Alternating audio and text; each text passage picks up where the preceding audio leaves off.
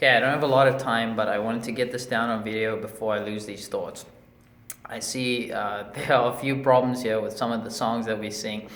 I was just listening on the radio, and the song comes on and says, "If you don't know what to say, just say Jesus." I just thought that is the freaking stupidest thing I've ever heard. If you don't know what to say, don't say Jesus. Just say nothing. That would be a far better thing to say.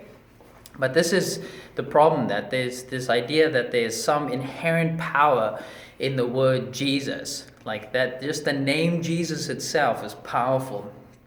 There are other songs like this too. We just keep in the song. We just keep saying Jesus, Jesus, Jesus, and then there's something inherently powerful in the name of Jesus. We do something, But there is no power inherent in the word Jesus. Okay, so God could have called Jesus human name could have been something else, and it would have just been just as powerful. So there's nothing inherent in those words, right? So it'd be perfectly fine to name your kid Jesus, just like people do in other parts of the world. In the Spanish world, everyone's called Jesus, or Joshua is our English version of the word Jesus. So yeah, no inherent power in that. Then there was this other song that that I heard the other day. We even sang it at a church, and it says that you didn't, talking to God, and it says, "You didn't want heaven without us, so Jesus, you brought heaven down." This is so brutal. So God was lacking something, that even God was missing something in heaven without us. That it's not glorifying God, it's glorifying man. It's saying that man is so wonderful, we are so wonderful, that even God in heaven was lacking something.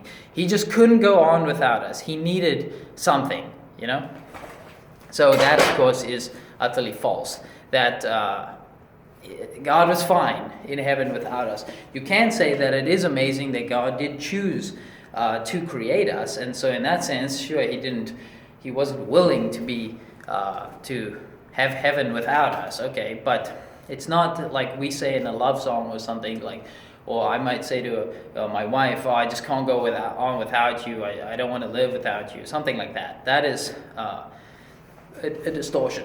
So that's number 2. Then number 3, there's a song that says there's power, wonder-working power in the blood of the Lamb. So there's power in the blood, That, of course, is also false. There's no inherent power in the fluid, right, of Jesus.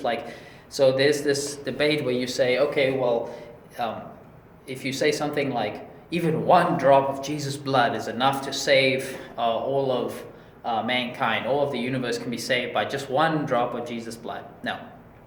It's the fact that Jesus, his blood is significant because he was killed. He gave his life for us, so he died on the cross. Okay, but it's not that one drop is so valuable or so powerful or something special about his particular blood. None of that. It's just that the blood is so significant because when an animal or a person sheds their blood, it's that they gave their life, and so Jesus' life is a substitute for us. Okay, so those 3 songs, not dissing that last one as much as I'm dissing the first 2, but just to show those are 3 distortions.